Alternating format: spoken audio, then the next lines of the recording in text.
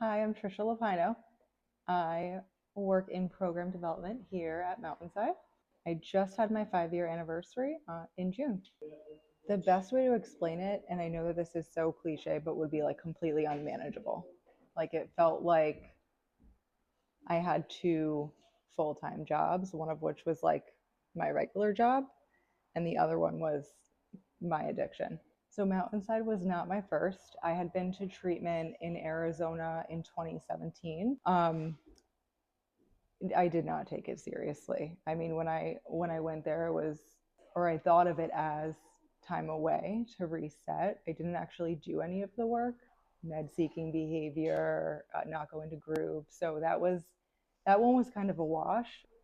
From there, I went to sober living because I wasn't allowed to go back home, and also did not take that very seriously. But I always was trying to like find loopholes or find ways around the rules. When I came to Mountainside, I came from a different sober house. They had like a one-time recurrence rule, not like the first one I was at. So they said you have to go to Mountainside for 2 weeks. So I thought I'll just do my 2 weeks and go back and keep faking my U-toxes or whatever the case was. You can see like the constant like getting around the rules. In 2018, I came to Mountainside. um, the biggest thing that I can remember that felt different is I was finally told no. So like at the other places that I was at, I always found a way, like I would like to get around the rule or to essentially get what I wanted, whether it was like a medication or a pass for not going to group. And when I came to Mountainside, that was not the case. I was almost like taken back. I remember hearing no like the first couple of times, and I know it sounds like so entitled, and I couldn't go to my parents and be like, "Come get me." Yeah, no, that was no option. Truthfully, the staff were like a really big part of what was different for me.